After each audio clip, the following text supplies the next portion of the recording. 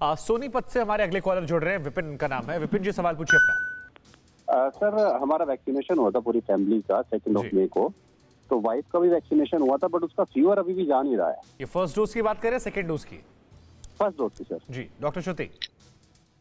देखिए, वैक्सीनेशन के बाद 48 घंटे तक हल्का बहुत फीवर आ सकता है, बट जैसे कि आज 9 तारीख है, आप एक बार अपनी कोरोना की जांच कराएं, क्योंकि पोस्ट वैक्सीनेशन की कोरोना हो रहा है फर्स्ट वैक्सीन के बाद, तो जांच कराने से ही एग्जैक्टली पता चलेगा और बाकी लक्षण को भी हम लोग देखेंगे। जहां तक बुखार की बात है, मैं 3 चीजें बता दूं जो कोरोना की मेजर बुखार की चीजें हैं। एक तो ड्यूअल फीवर आना, मतलब हर 2-3 घंटे के बाद फीवर आना, अगर फीवर 48 घंटे के बाद भी आता है और अगर 5 दिन तक लगातार फीवर आ रहा है, तो इन सबको हम लोग कोरोना के फीवर से जो है वो मानते हैं कि उसके साथ ही रिलेटेड है। इसलिए जांच करा ले अपनी कोरोना की, और कोई और लक्षण है तो वो भी अपने आसपास के डॉक्टर से, चाहे टेली कंसल्टेशन से या इन पर्सन मिलके आप डिस्कस कर सकते हैं। जी, अगले कॉलर हमारे साथ जो हैं वो संजय जी हैं फरीदाबाद से।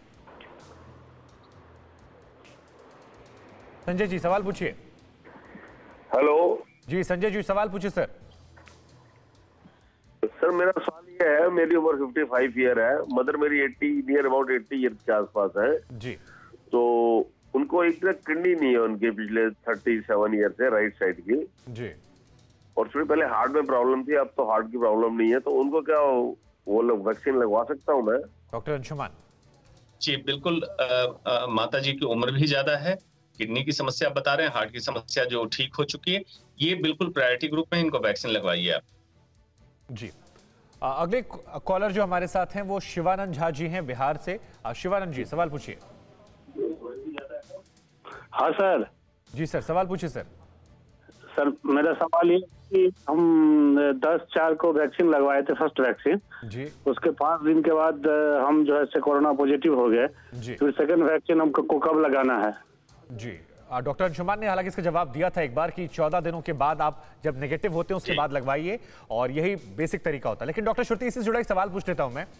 कई सारे लोग ऐसे निकल कर आ रहे हैं जो कोरोना की वैक्सीन लगवाने जाते हैं, 1-2 दिन हमें लगता है शायद वैक्सीन का फीवर है, लेकिन अगर वो फीवर एक्सटेंड कर जाए 4-5 दिन, तो वो कैसे डिफरेंशिएट करें कि ये वैक्सीन वाला फीवर है या इसके बाद ये नया फीवर जो है ये कोरोना की वजह से, और फिर क्या एहतियात और कैसे अगली डोज?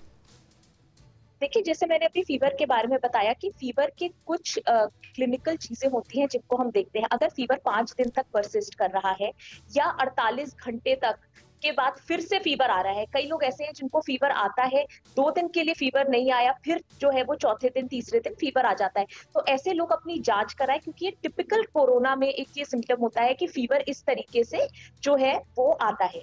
एक और चीज मैं आपको यहाँ पे ये बता दूं कि फीवर के बारे में कि फीवर अगर आ रहा है उसके बाद, तो ये कई सारे कारण हो सकते हैं।